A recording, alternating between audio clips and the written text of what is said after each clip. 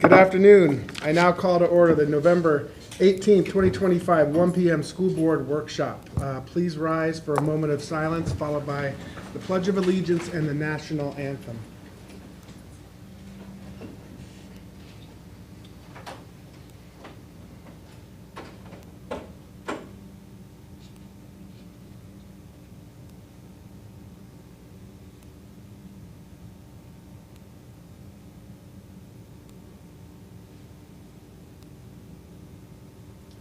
Please join me in the Pledge of Allegiance. I pledge allegiance to the flag of the United States of America and to the republic for which it stands, one nation, under God, indivisible, with liberty and justice for all.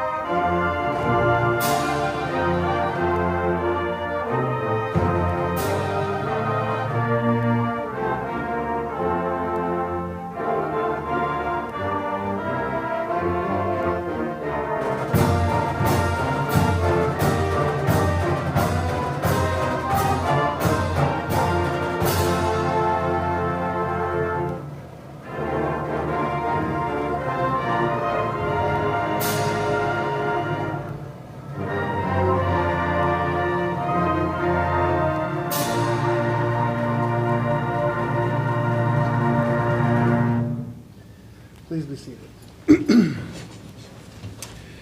All right, we'll take roll call. Ramirez present. Janie, Ruddy present. Christy, Chong. Furry present. LaShakia Moore. Okay. So we will move on now to our board liaison updates, and we'll start with you, Ms. Ramirez. All right, so focus on Youth Coalition. So they actually partner a lot with our virtual teen hall. So think of those kind of as team players. So the update that I have, we recently had our first teen town hall meeting. So it's online, virtual, it's for middle school students, high school students, and it was really, really well attended. Our two school board members, the students, they hosted it. They did the whole show, so I was physically there, or online there, but didn't speak. It was all for the students, so I really highly recommend that. The topic was local threats and bullying, and we were joined by Haley Harrison from the state attorney's office, so I believe Mr. John Finale got that connection for that meeting. It was great. So they shared a lot of feedback. They'd like to see more of the Wellness Wednesdays. So if you're a student or a parent, maybe that could spark a conversation with, campuses. They want more engaging ways, like more fun ways to make it more engaging. They really like Wellness Wednesdays, but they want them to be more engaging. They said more in-person discussions. They feel more meaningful than any type of virtual that they have. They like hearing real stories. So the topic was bullying.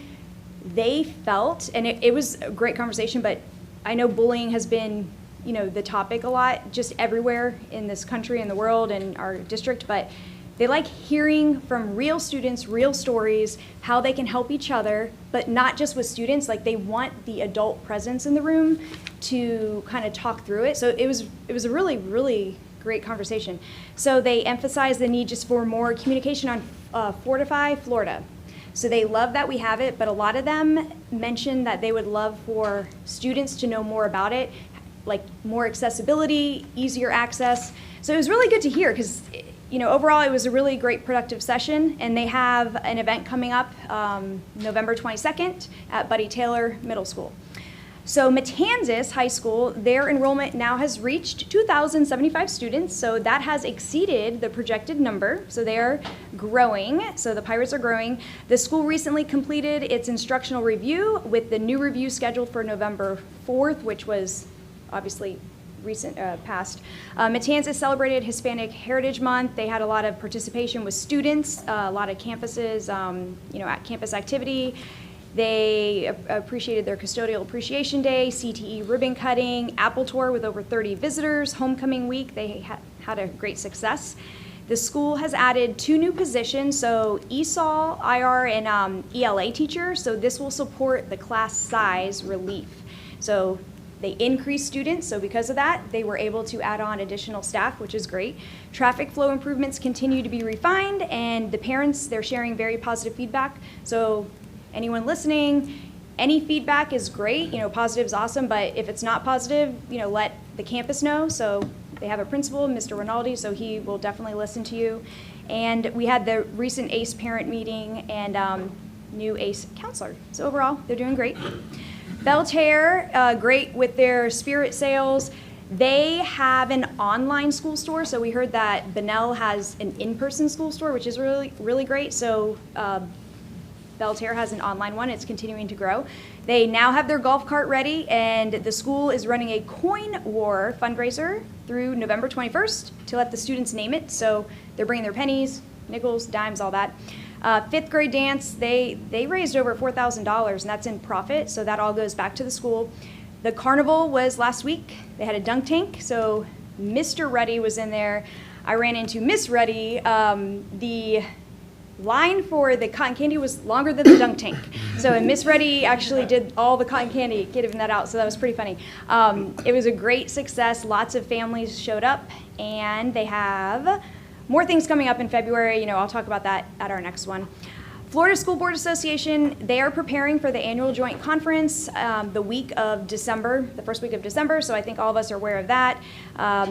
They'll be electing anyone for any type of meetings, memberships, things like that, collecting questions for governing AI in K-12 education panel. So that's something we're going to be learning a lot about at this conference. And they also have the Chairmanship Academy, Florida School Board Association Day in the Legislature, January 28th and 29th. Several new K through 12 bills were filed this week, so including proposals on multilingual state assessments, required patriotic displays in classrooms, and changes to liability limits for school districts. And then final reminder, school board members across the state, you have until December 31st for your 4-hour ethics training. So get that done. And that's what I have for this week. Thank you. Yeah, I was covered head to toe with sugar after that event, but it was fun. Yeah, this time of year brings a lot of activities. The FPC has a Bulldog block party coming up at the Carver Gym. I wanted to address that there were some community members who were inquiring why doesn't every school hold such an event. And in checking with the different schools, every school has their version of a fall or holiday activity, whether it be fall festival like Belterre. Our county offers flexibility to the principals to run the events that they see fit, that fit within their culture of their campus and the age level of their students. And of course, Carver Gym is right next to FPC, making that convenient. So that's exciting. That's coming up. 20th, so day after tomorrow, is National Substitute Teachers Day. I just want to give a shout out to all of the substitute teachers. And I was recently doing a review of just kind of, hourly wages for substitutes in our county as well as other counties, and also took a look at some of the starting wages at some of our favorite fast food establishments, and they're essentially the same. So when people take those roles and work as a substitute, they're doing it because they love the kids, they love the mission, not for the pay. And we would have severe, gaps in education without those substitutes. Essentially, having a passion to support public education. So we appreciate them. I do want to recognize a couple of losses in our county. First of all, former Bulldog Malik Joseph passed, and there was a wonderful celebration of life ceremony that was offered to those who wish to attend, who's a former bulldog. You know, once a Flagler family member, always a Flagler family member, and it's always extra painful when somebody so young, full of potential, who is making his way to become a mental health professional, tragically dies. Additionally, we had a celebration of life service for Kelly Fox this past weekend as well, who's a teacher for over 25 years in our county. And his wife, Emily, had wonderful words to say, and we had a great showing from faculty, teachers, students to support that wonderful family. And this past week, Doug Peters passed, who also served and retired from our great county for decades. He didn't start here from cancer. And so we wish his family well and thank him for his indelible mark that he's placed on our Flagler students. FTC just recognized the 5th year of a collaboration with the Flagler County Sheriff's Office in a program called Homeward Bound, and that involves some of the reform efforts for folks who are trying to turn their lives around after serving particular sentences in prison or on probation, and they are able to take advantage of some of the programs and career offerings that FTC has in conjunction with the Sheriff's Office, who put some requirements in order to keep them going forward on that path to turning their life around. So thank you to that collaboration with the Sheriff's Office. FTC does have a spring semester registration coming up December 1st, so if you're interested in pursuing those career programs, please make sure you register by that date. For FPC, the Student Government Association, these are a wonderful group of leadership-orientated students who, from all the grade levels at FPC, participate in not just you think of president, vice president of your class, but they actually participate in competitions for student government, and think of like policy think tank type of activities that they participate in. Anyway, they're hosting a Dinner with Santa event, and that is a fundraiser for that group on December 10th. So I believe the event starts at 5:30, and Santa is set to arrive at 6, so you've got to be there on time.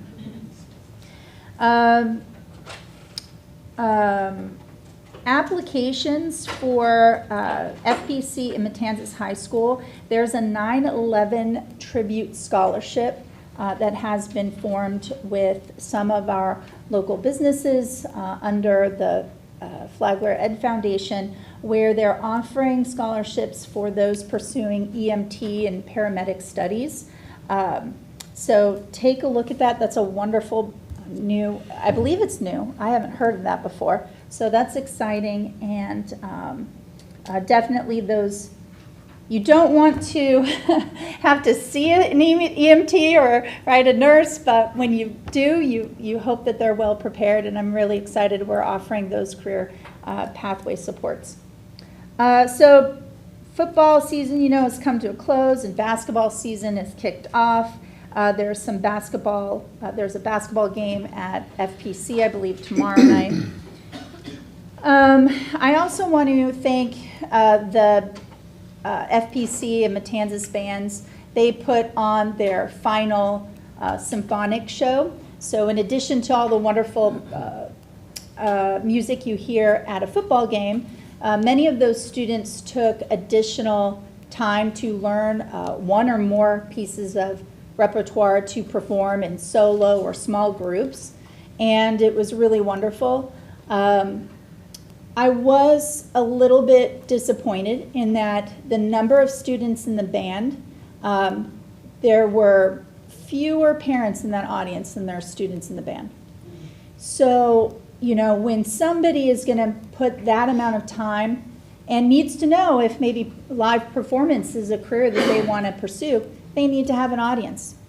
You know, even when your kid's in high school and they say, no, Mom, you don't have to come, I'll be embarrassed, it still hurts when you don't show up.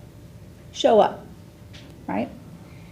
IB class of 2025, they're having a diploma ceremony on the 17th of December. I know this seems odd, but the IB diploma is not a participation diploma. You essentially need to take assessments in the spring, and those assessments aren't scored until late July, and by that point, the students are off to many times post-secondary programs. And so the FPC faculty is really nice enough to hold a mid-December promotion or certification program for them, because that's the break that they often have when they're perhaps in college or career programs. So we thank those students for taking that rigorous diploma, and looking forward to receiving the official version in December. BTMS has an art show on December 12th, and they're also holding a canned food drive and a winter dance. To attend this winter dance, you do have to be referral free since November 12th. I think that's definitely within reach. And I was honored to take part as a judge in a recent spelling bee that they had, which was very impressive, especially in this day and age where spelling very often is just automated for us. That's all I've got. Thank you. Okay, not a whole lot for me, but for Bunnell Elementary, they had their homecoming dance, and that was super cute to be able to join one of my children with, and it had really good attendance, and a lot of parents came out, so that was a good fundraiser. Also, the registration is open for the 2025 Giving Store. That is for children K through 5. If they would like to choose a gift for their family members, that's something that they can do, and that will be December 6th at Cattleman's Hall. And November 20th is Family Art Night. That is a free event for BES families.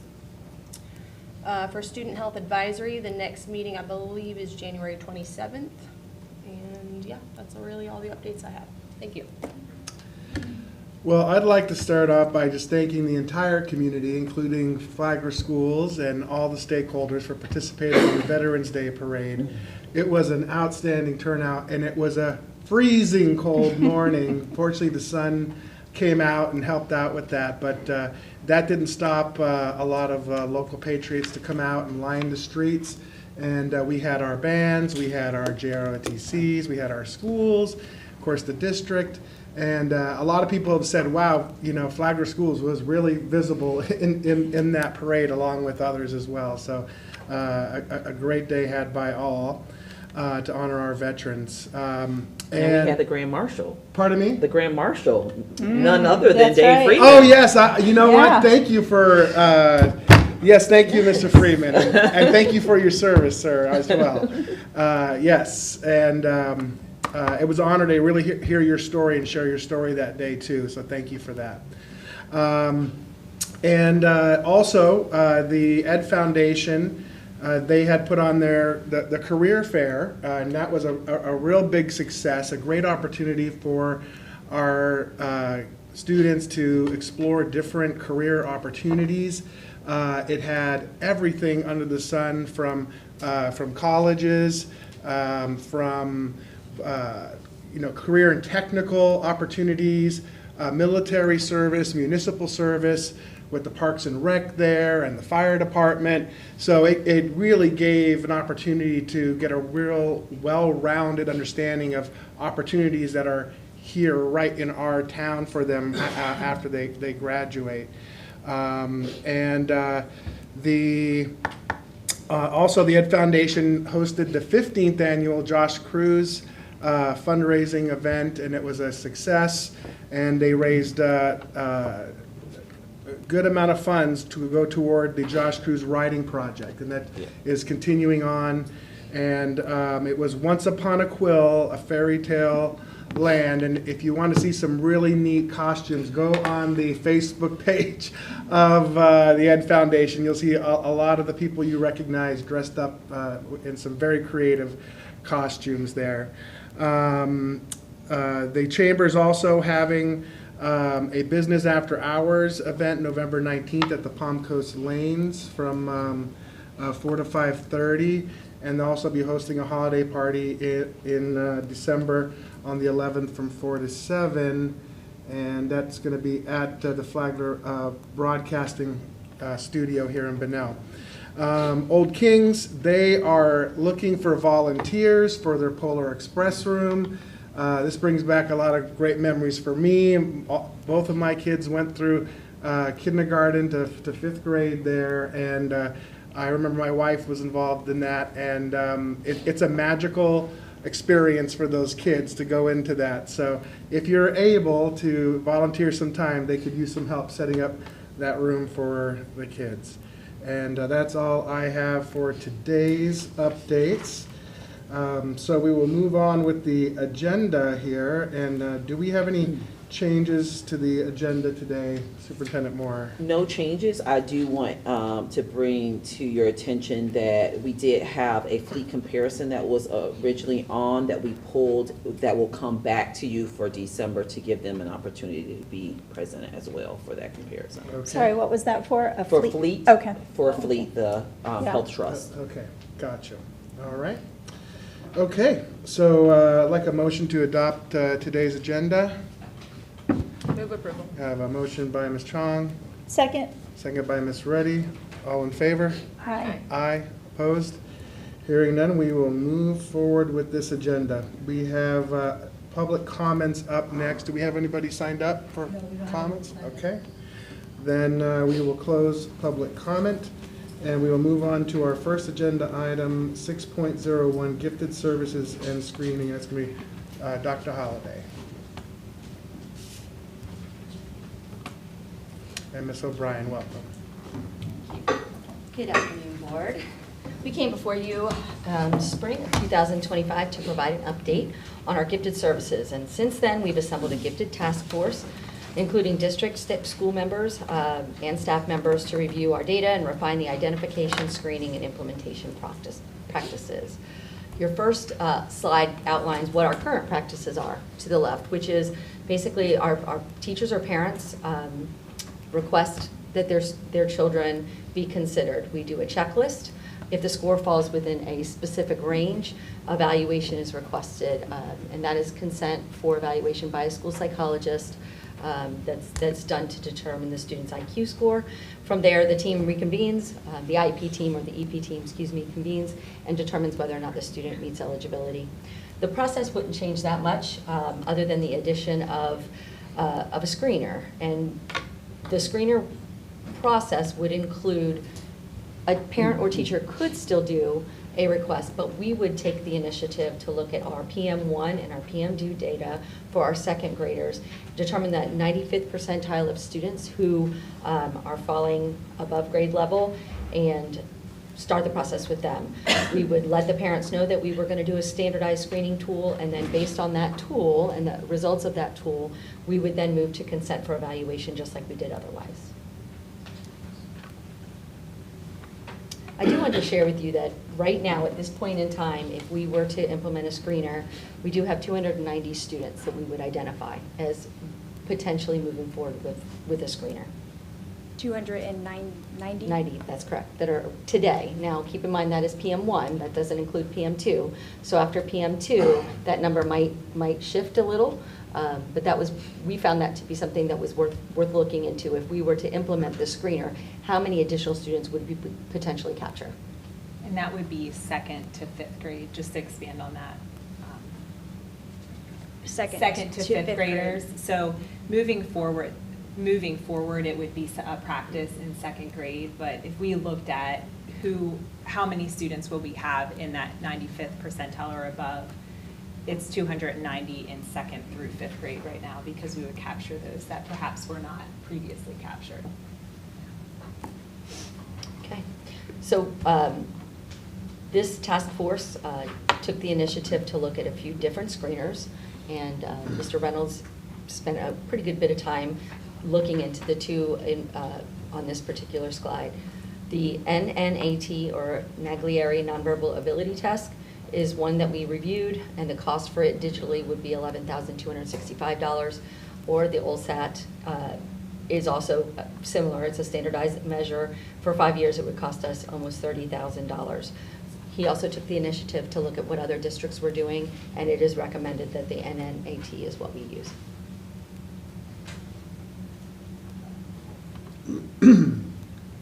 So our next steps would be to make some decisions as far as selecting that screening tool, move into implementing a new practice here in Flagler, communicate these updated changes to our Flagler Schools personnel, our students, and our families, ensure that we had adequate training, that this would be implemented with fidelity and we wouldn't miss any students, and then of course we would have to update our student progression plan.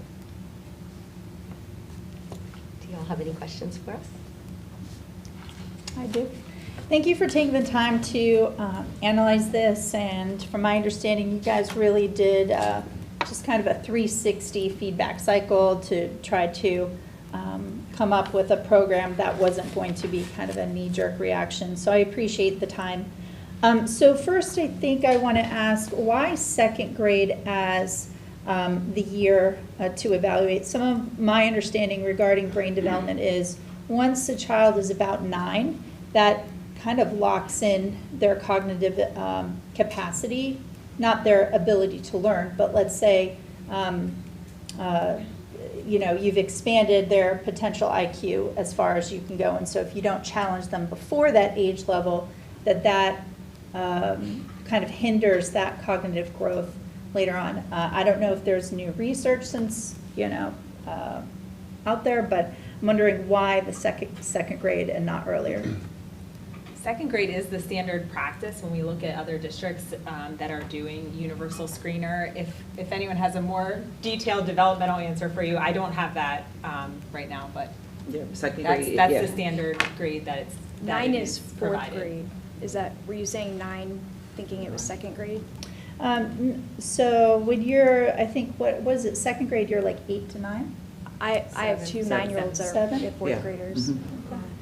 All right. And of course, if a student is in kindergarten or first grade, we still have what we currently have in place, which is a parent or a teacher could make that recommendation.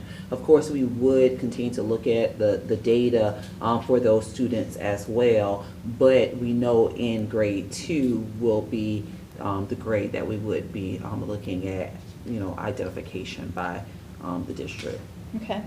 And when you say 290 students, you know, not all of them would necessarily pass that screener. Are we seeing that that's in alignment with essentially a projected gifted and or advanced population in our country, or is that like how? Basically, if this is the this is the screener we're using, and I forget the metric that was previously advertised to us. Let's say it's 8% of people generally in the United States have an IQ above 130.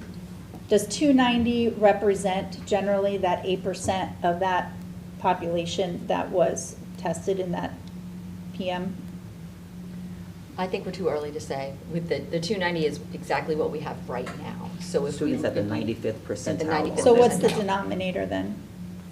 What's the total number of students who took Yeah. the test? Mr. Reynolds is pulling up the Okay. and you can come over to the table, Mr. Reynolds. He's on the next agenda item. Yes. So, Mhm. let me pull up. So in our elementary schools right now, we are looking at grades 2 through 5. So this was 290 across that whole grade 2 band? through 5, yeah. Okay. Yeah. That's about 8.4%. Okay, nailed it. So my other question is, with regard to these two recommendations for essentially the final gifted test, what was the rubric that you used to evaluate it? For example, there has been some arguments, and there have been valid about let's say, gender or racial bias in some of the assessments, or even economic level bias on some of the assessments. From the data of those who pass those assessments, are you seeing a representative number of those diverse populations? So the things that we looked at when we were looking at the different tools is we looked at the list that the state recommended as a list of screeners. I do want to point out that this is just a screener, that they would take the actual IQ test afterwards with the school psychologist. And so we looked at, from the list of screeners, which ones would be easily implementable with a group instead of Right. individual. And then also that were used in more wide range of ages. The NNAT is nonverbal, so it helps with any age, Great, any language spoken, because it's not words, it's pictures and patterns. And then we also looked at cost and what other districts were using across the state, and NNAT in the districts that we surveyed was the most popular and fit our needs the best. So just to sum up, what you're saying is, because it's nonverbal, you feel that it would eliminate some of those biases, but that we don't have hard data on the outcomes to determine if the students that go through and successfully pass that screener are a good, diverse representation of the community in which they live. I do not have data on that. We did talk about as a task force that after this first year of implementation, that we were going to look at the pass rate of this screener to see, one, are we capturing enough students in that 95th percentile? But then we'll also look at their demographics to see if there's anything that sticks out with that. And NNAT doesn't have that data for us? I can look to see if they do, but That would be we did not super look at helpful. that. I would be very interested in making sure that we're choosing a fair and appropriate test. Right. I guess my next question is, what do we determine the ability for us to absorb the additional services that would be required if, actually would, surface more students who need some of this challenge? I think it's a worthy investment because, remember, one of the impetuses for this was in looking at our data, we noticed an uptick of students enrolled in high school who did have a gifted designation, who never took part from public school. So if we had something earlier, because maybe the parents feel their needs are better met in other non-traditional public school elements, it would help us better serve those students and also increase our student numbers. So, but it's not, if we identify them, but then we don't have the capability to service them, that would be a challenge. I'm just wondering if that has been worked out yet, if that's the next stage of this. It's definitely the next stage. So Okay. when we start talking about the training pieces, it would also be the incentives for gifted certified and to take that another look at the service provision that we have right now. Because do we know how many gifted certified teachers we currently have? We do, we have that data, but I'd have to grab it. I believe it was in our last Yeah, it was in the last presentation. Like if we I'll see if I can assumed pull it up. that We just 80% of closed these it. 290 passed it.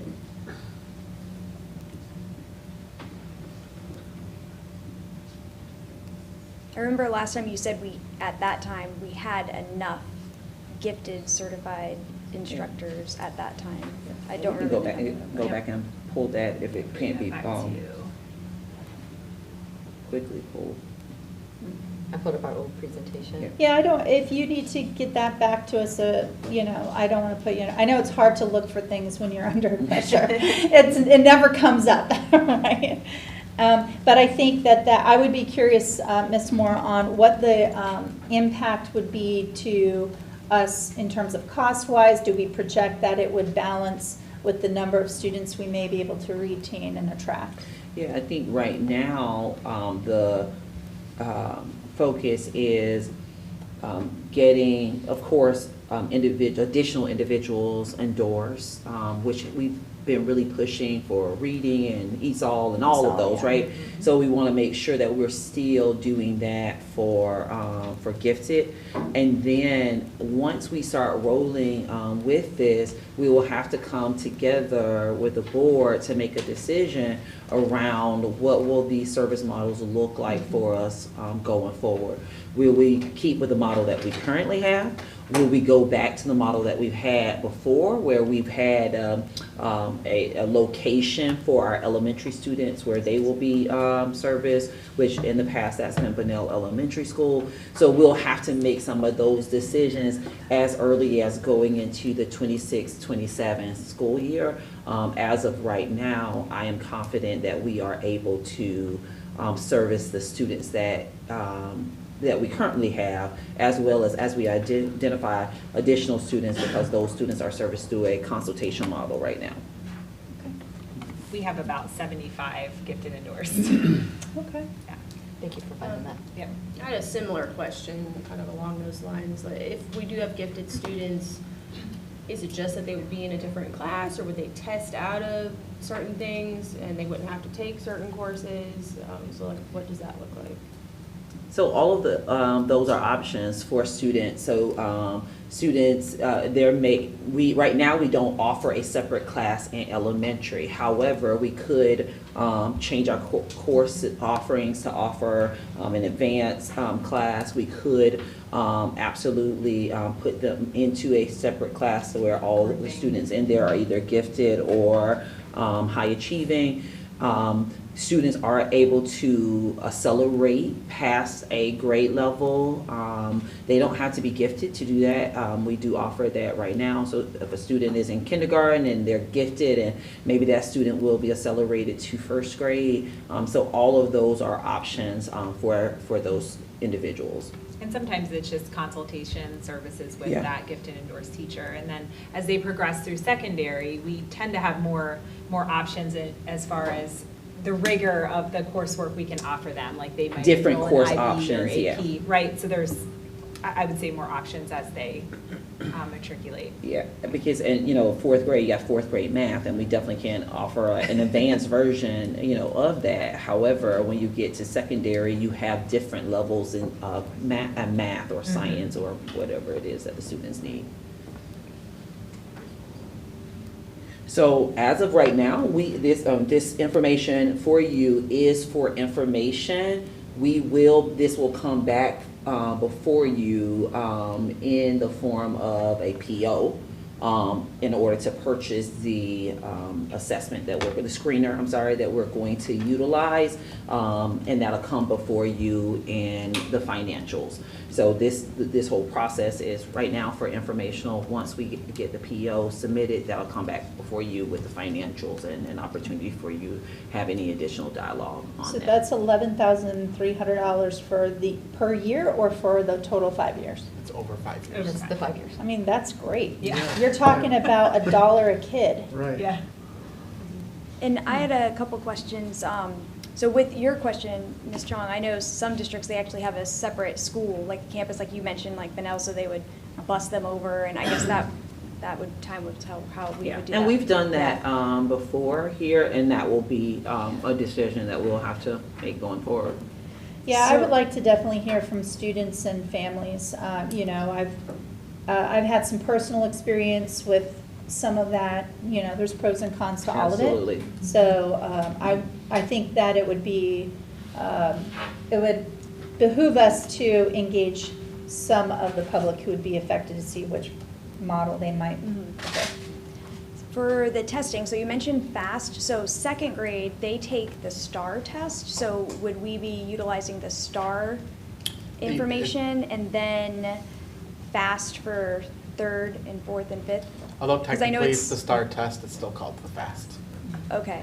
It still falls under that umbrella. Under- Yeah, you're okay. absolutely right. Okay, It is. no, I just, Yeah. Got it. no, I just, because, I know I'm like, all right, and then, and you may not know the answer for this, but with, and obviously being gifted, you could have an IEP, because you have different learning capabilities.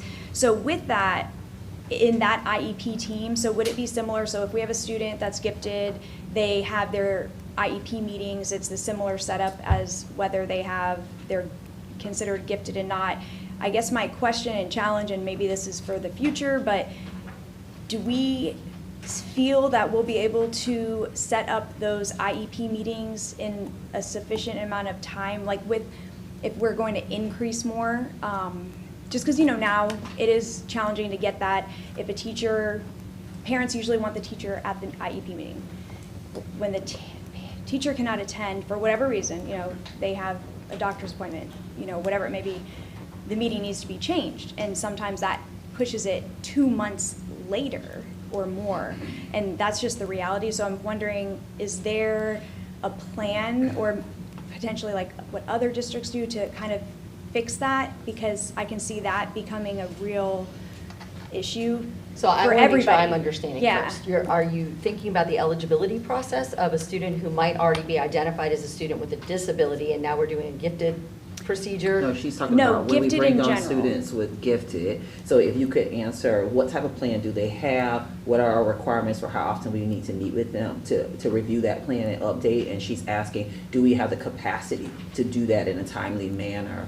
Because there seems to be delays in our process right now. So if it's a student that is dual diagnosed with Not gifted dual and any diagnosed. No, so just imagine, Straight just a diagnosed gifted, ED. I'm just referring, so right now we Gifted have students have IEP an students IEP. that have a Gifted students have disability. an EP, yes. Well, yeah, so right now we have IEP students, and there's a process for getting meetings, and, and everyone has to attend, So with gifted, it would be similar, correct? Yes. Where we would need a similar meeting. Absolutely. So I'm just imagining like more, so now we have 290. So I like this, but how are we gonna fix what could potentially turn into something? Like, do we have a plan? I think some of it, though, is the difference in people who attend. For example, some of the scheduling blockers would be, you have an ESE teacher or self-contained teacher who needs to be at all those meetings. With a gifted meeting, it's the gifted endorsed teacher that would be present. And And the so general ed that's teacher. probably a lot, but they're not at So every. who would be present? So that's my question. So If we're talking about a gifted, let's Gifted. just think Yeah. for a second, gifted exclusively for an Yes. EP, it would Yes. be the ESE, the gifted teacher. All right, so the And then gifted the general endorsed. education teacher. And the what? The general education teacher would be the present folks. And most of the time, we would still have an LEA participate. So a staffing specialist, for example. So like right there, I'm just saying that's similar. But So you wouldn't three. have to have the staffing specialist. If you have those two that I just mentioned, that's sufficient. Okay. If you're talking about, No, we're just talking about yeah, gifted. just making sure. And so, can I you don't wanna- clarify, for an individual that is gifted, they have an EP, not an IEP, what's the difference? And how often do you have to review and update the EP? Okay, so those that are gifted, it's required that we meet every 3 years. However, we have a practice where we do meet every year Okay. until we get to high school, and then we do meet every 3 years. Okay. That's required. However, a parent can request an EP meeting at any time. Yeah, of course. All right. So I love this idea. I'm just trying to think, we'd have to make sure we really think through this and baby steps, because it's a challenge now. So thank you. That helps knowing like who would be on that team, but still you need 3 people usually, like a parent usually would want all of them in there. All right. And then, cost with training. So you covered that when we get there. Do you feel the amount of faculty that we have now, that seems like a lot, so that's good. So, or how do they have it, like what's the standard for a gifted instructor ratio? Do we know? Is it, like what would you want to see? How many would you like to see, like in an ideal world of instructors having that gifted certification if we went through with all this? Right now, I would say 25 to 1 Okay. would be great, but anywhere in that area. And we're currently meeting the need Yeah. with the teachers that we have. So, we would need to see where we're landing. We could, I guess, kind of predict it from the number of students we gathered who are at the 95th percentile or above and try to kind of figure it out from there. But And then elementary with the consult model, you could increase that caseload at the beginning and then work on getting more staff endorsed to ease that. Yeah, because right now, if it was the 290 divided by the 75 endorsed, you're talking about like 38, so we're out of ratio. But typically, The stumbling block is, if you're in high school and you're taking IB, not all of your teachers are going to be gifted endorsed. And we wouldn't want to, right, if they choose AP, we shouldn't say, no, you can't take that because your teachers aren't gifted endorsed, right? It's generally, as you said, when you're in the younger grade levels up to middle school, when there's less differentiation in the curriculum that they can take, that's when it becomes more of a challenge. Even in the middle school, it's typically more of a consult, or they go with the accelerated math. Yes. I do wish there was more of accelerated English. Not everybody is math orientated, so, but those are all depending on models that we choose, right? Okay, we're ready to move on? Yep. All Thank right. you. That was great. Thank you. So we're going to go on to 6.02 strategic plan, goal 3. And I have Dr. O'Brien's going to stay with us, and Mr. Reynolds, and we have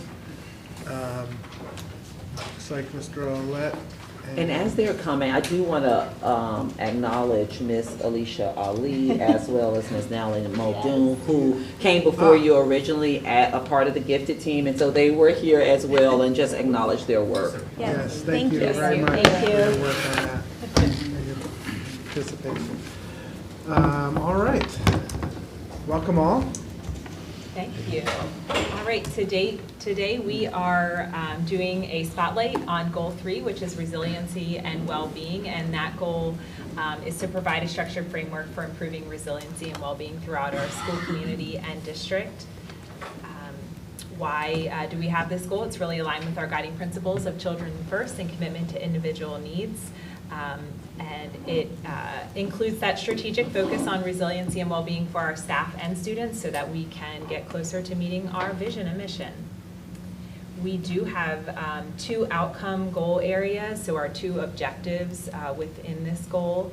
And as you may remember, when we extended the strategic plan, we did reduce one of our objectives in here, which was actually 2 of them. One was related to our referrals for social work and mental health, and one that we had met that goal in completing those in a timely fashion and connecting students to services. The other goal was related to youth mental health first aid training and getting our workforce trained up in that and according to state statute, which we had met as well.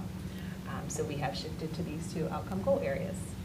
The first one is about chronic absenteeism, which is accruing 21 or more days of unexcused absences. Our goal is to be below that 5% level. And I will say that, I mean, right now we're at 0.5%, but we're at, almost midpoint throughout the year, and a lot of these students, if they do hit this level, happen in April and May. So we don't really have data to compare currently. The second one is about the Wellness Center and the implementation and participation rate of that. Our goal is to hit that 36%, which I believe was the threshold that the company identified as about the break-even point-ish. Was one of the metrics that would get us closer to that. And currently, as of November, our overall participation rate is 36.6%, and for employees only, it's at 39.7%. We're going to talk a little bit about the initiatives and kind of the work toward these goal areas, first starting with attendance. So we were a little forward thinking in our attendance goal, as the state of Florida actually had a new House bill that came out in past legislative session, House Bill 1355, which added some new requirements on attendance. So we were already doing some of these things and working towards others in that regard. So some of the things that we have done is we've streamlined some of our attendance processes in regards to when students are chronically absent. So we have a tiered system, tier 1A, B, and C at the school level, tier 2 at the district level, and then tier 3 working with our legal counsel, Sven Smith, and the courts. Hopefully our goal is to resolve the issues at the lowest level so it never ends up at tier 3. We've also updated our data processes in monitoring students who are chronically absent. As I'm sure you've seen, the quarterly report that was just presented to you that outlines every student, what tier they're in, and what interventions are being provided to them. Also, we've updated our attendance notification processes with the utilization of Parent Square. Parents are notified in real time when their students are absent, and the parent can actually respond in Parent Square, making the absence excused. And parents have 5 excused absences for the fall and the spring, so this is a very easy and user-friendly way for our parents to notify us in real time when their student is absent to excuse the absence. So that has helped greatly as well. We've also updated our barrier resolution communication to families. So before it was a required phone call to the parent. Now through Parent Square, we're able to send a link to a Google document where they're actually able to fill out the barrier resolution so that we can get that information back sooner and then work with the family to break down those barriers and improve student attendance. We've also updated our school choice procedures. We've just included, we're in the middle of a controlled open enrollment window where it gives students the opportunity to attend a school of their choosing. A lot of times, one of the barriers that our students run into is which school they're zoned for and which school they're going to. For example, if there's a parent who may have a health issue and they're seeking treatment in Jacksonville, it may be it may work better for the parent to utilize one school over another based off of their needs and their, what's going on in their family. So those school choice procedures and windows through hardship choice, controlled open enrollment, give our families access to schools that best meet their family's needs. We've also strengthened our SINS-FINS processes, which stands for Children in Need of Services, Families in Need of Services, working with Sheila McLaughlin from SMA. They are the SINS-FINS provider for Flagler. And so we've worked on streamlining our processes of when and how we refer to her for community support and services for our families. It sits currently at our Tier 1C level, which is the third step in our process at the school level, is when we seek help from community providers to work with us to resolve truancy issues with our families. And then we've also started an initiative. It's called Flagler Shows Up, and you may have seen it on our social media pages. We've been posting about once a week. You'll see on the next 2 slides there are some examples of the Flagler Shows Up. We're just continuously sharing with our families the importance of daily school attendance and just keeping that information in the forefront. So those are some of the things that we have done this year in regards to increasing or decreasing truancy and increasing attendance in schools. Will you share where we ended the year at? I know our goal was 5%. Can you share just where we ended the year last year? I know we were a little bit above that. I think it is important to bring it back to Mr. Reynolds' comment about sometimes, or maybe it was Dr. O'Brien, that sometimes these individuals are hitting above the that 5% when we get into those later months. I know that I've spoken with at least one board member about what is our mindset as a district around attendance in the last days of school. However, anytime they're not coming to school is going against that percentage. And so, not that we encourage anyone not to come to school any days, but even those last days of school count towards that. And so in those last few weeks of school is when we start seeing ourselves get outside of our range of that 5% that we're shooting for. So are you able to easily pull that information, kind of share a little bit about that? Yes, so this past school year we were at 8.8%. The year prior we sat at right at 5%. So it kind of fluctuates.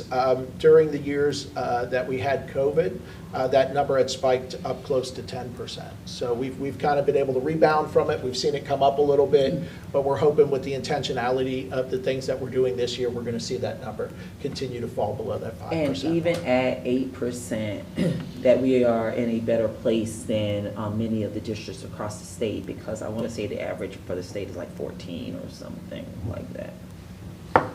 I'll also add on the teaching and learning side and on the data side, they do have an attendance dashboard that was just released. And so during one of our principal data chats, we talked about that, and we're really focusing on attendance overall, not just unexcused, but excused absences, and really targeting all of those students early and not waiting until this spring. Every day counts. So I like the idea of a social media campaign or a communication campaign, but, you know, in this day and age where you think, well, you know, why does it matter if I'm in class? You know, sharing that, hey, you should come to school, I don't think that's a compelling enough reason. I think we need to underscore it with some data. For example, what % of students are more likely to graduate high school when they have better attendance? What % of students are more likely to pass the state assessment? Maybe even something to do with mental health.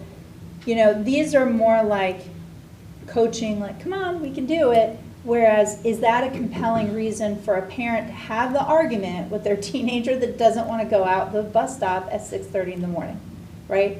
So I would just push us to kind of be more thoughtful in that marketing effort and use some of that data that's going to resonate, as well as, to your point, ensuring that the practices that we do in the classroom are not seen as a waste of time, right?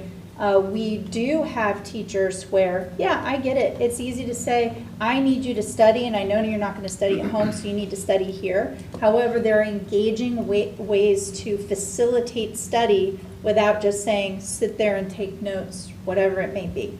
We need to have better engagement when we have pockets of students maybe not attending school in those particular grade levels, or even by teacher. Have we looked at by teacher? Which teachers have a higher than average absentee rate with their students?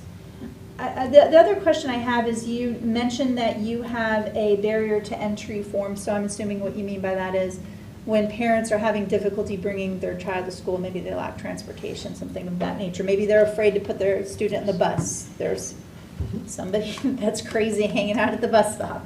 Have you seen any themes, or are they just kind of all one-off unique situations? So some of the themes that we do see is if there's a virus or something that's going around, we may see a spike, and there are patterns there. They are all over, though. We see a lot of families with health issues, housing issues. Those are some of the trends that we see. There are a lot of times our families are struggling to find housing, and so they may be rooming or living one place for a while, then moving somewhere else. So those are some of the things that we see that are more common. Okay. And we did have a families in transition program. Still do. Okay, so Yeah. can you just briefly remind me of that program? Is it that they can choose to stay in whatever was their last school, even if they're housing at the opposite end of the district, right? So that we don't disrupt the child as long as they can get them there? Is there a busing exception? So Anything like that? for a family that is a part of our Families in Transition program, essentially what common language would be, or what we would have said in the past, like homeless, those students, we do keep them at their school of origin, and we do provide transportation to those students to get to that school of origin. Okay. All right, awesome. They just need to be made aware of it, and sometimes that's difficult. I imagine, does that often happen or is identified through the guidance counselor? So when that comes up, a lot of times through this barrier resolution, they'll reach out to Rashonda Lloyd-Miller, who is our FIT liaison, and then she will contact the family and work, to support them with whatever their needs are. Okay. So how is this form given out? Is it when you see somebody, or like it's in the automated email message, hey, your student's been absent like 10 times. So do you have an issue? It's in that email? When we send out at the Tier 1A, it's the first step in the process, the family gets an email stating that their child has been unexcused absent for at least 5 days. With that email, there is a link to the barrier resolution where the parent can click on that link and then share with us what is the cause for the absences. Awesome. Okay, thank you for that. Yeah, of course. And the Parent Square, I think, I'm excited to see once we have it for a full year, just to see the difference, because it is a lot easier. It just populates, it, post. So it makes it's user-friendly, so I think that should help, and I'm glad to see that. And thank you for doing all this work. And yeah, the Facebook post, I think, baby steps, so I like it. They always say, oh, read 20 minutes a day, and when they say why, the data, you're like, oh. So, but I think this is nice, like when they see it, parents can be like, just let their kids know. But, a lot of the campuses are doing activities, and I think just pushing them more, and I think they've been getting better and better every quarter, so we're getting better. So yeah, to the thanks for this point, a work. lot of the information around the data around why does come from the school. When you think about this, this is really about, as a district, bringing all of that together to really reinforce what it is that the schools are doing, because they're each doing like different, campaigns and stuff. And they're doing a really reward great them. job. Yeah. Like this the year, elementary especially are doing a really good these job. Facebook page and social media. So great job to all the schools. But thank you. Very good. All right, we're going to transition to the second goal, which was just to kind of remind you, enhance staff wellness by implementing the Wellness Center with participation of 36% of employees receiving services, which we have already exceeded. We're at 39.7%, and that was our goal through the end of this year. So, Joshua, you want to? So we are very excited to be able to share that we've hit this early milestone, but we're also not going to become complacent. Right now, I would say that hitting that goal of where we are right now is just a testament to having an incentive in place, having a strong communication plan in place, being able to visit the schools and departments at the beginning of, or at the end of last year, beginning of this year, to explain why we were making the move to a school district-owned wellness center and getting that early buy-in. And at this point, we're going to keep looking at the data, seeing what things we can do to modify our approach, what areas we can enhance and reinforce so that we can continue to see this number grow. Things that we had the opportunity to share at our last board meeting in October was getting really down into the nuts and bolts of it. So we're going to continue to look at that and come back for you guys later on as we continue to see it grow. But we definitely aren't complacent. We're happy, but we want to continue to see that number increase. Yeah, we're, not a year in yet, and so it really is about being able to sustain that. So the initial work was successful. Now let's sustain that. We've taken a lot of the feedback, again, that you provided as a board for at the October briefing. Looking at the hours, adding some additional information around what's opportunities that individuals have when they are sick, for like sick appointments, or reminding them that they have telehealth, all of those things. So one, we can keep our employees healthy, but we can also provide them a great service and benefit. And we have a very good relationship with not only Marathon in general, but the providers specific to the Wellness Center. And it's a big part of how it's kind of, as we move forward, it'll be receptive to changes from our standpoint to what they do every day.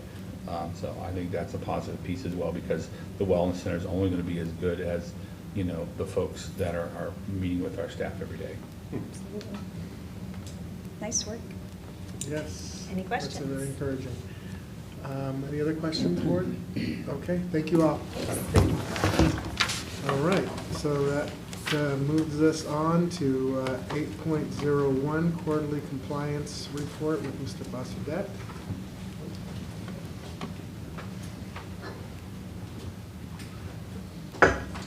Good afternoon, school board members, Chair Furry, Superintendent Moore.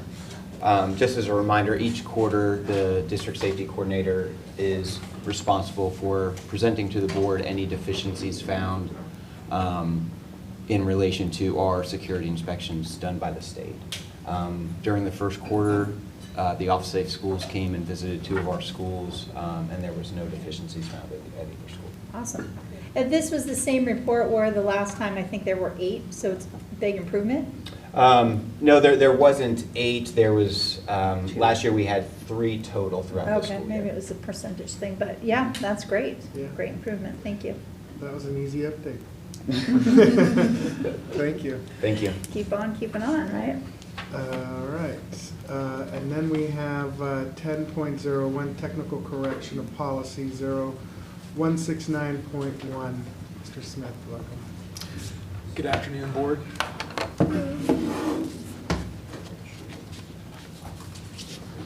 Good afternoon. Looking at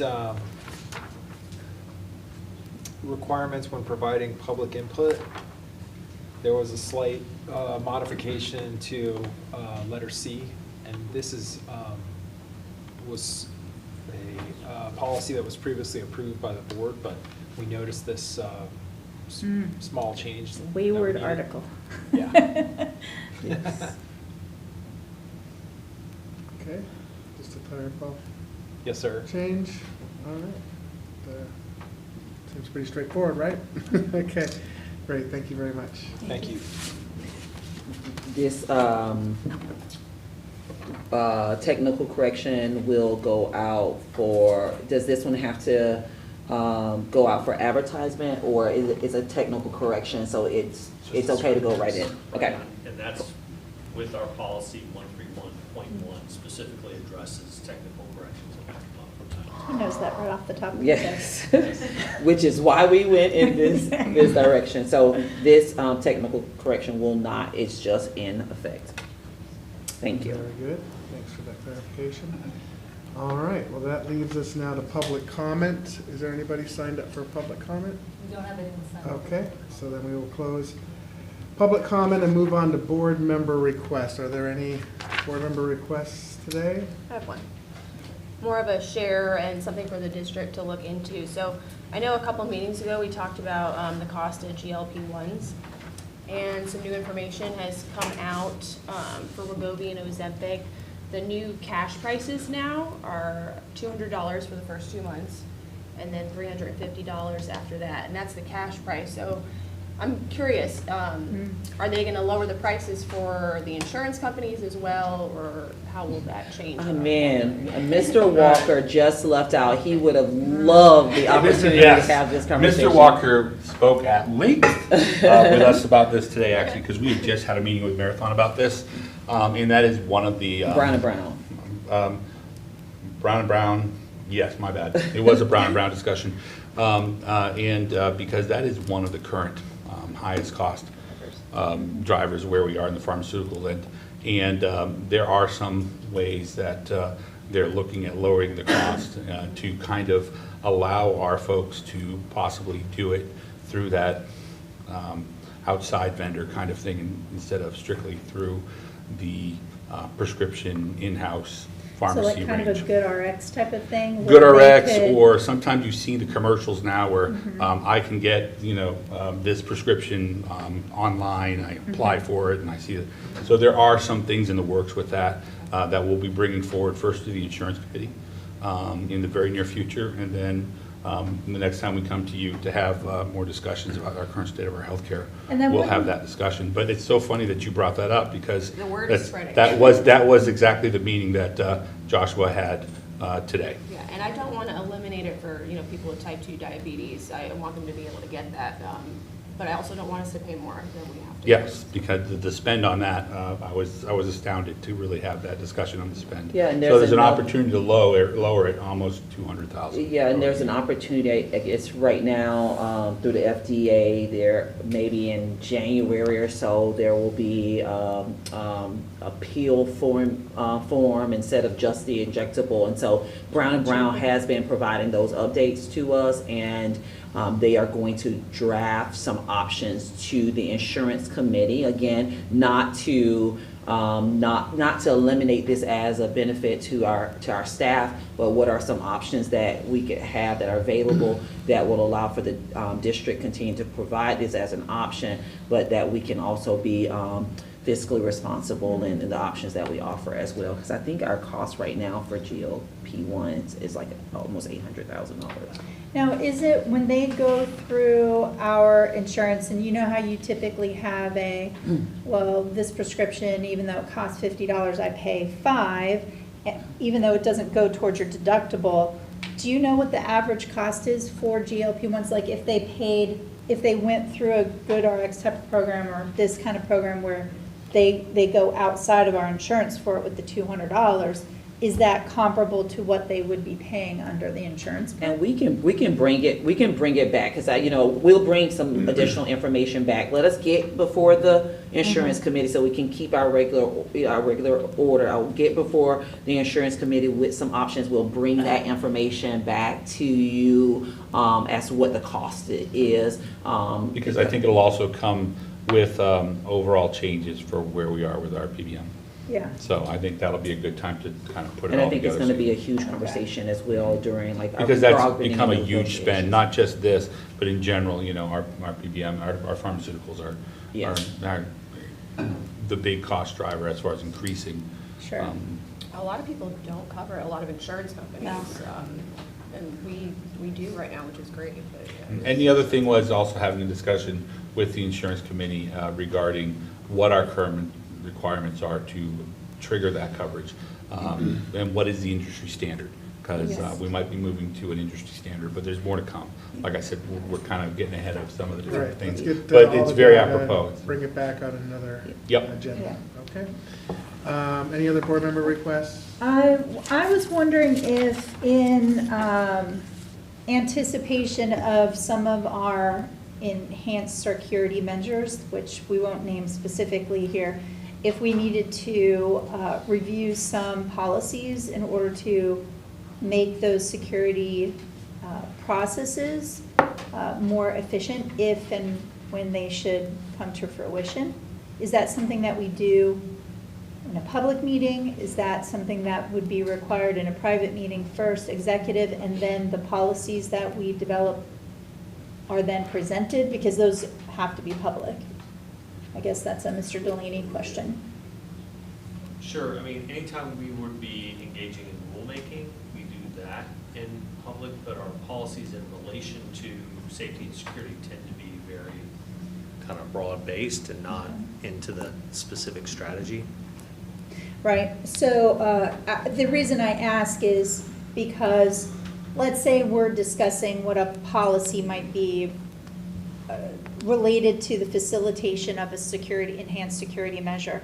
I wouldn't want us to accidentally kind of state or make blatant what that security measure is when we're trying to determine how our administration can execute on that and, be protected in doing so. This sounds like a conversation that we could engage with for just common board understanding in an executive session talking about safety and security. I think a lot of the specifics about execution on strategy is more of an administrative procedure than purely a policy. Right. But what I'm saying is we need to have the foundation of the policy so that they can then execute on those administrative procedures. Just kind of in relation to some of the observation that the threat assessment team took in some of those conversations.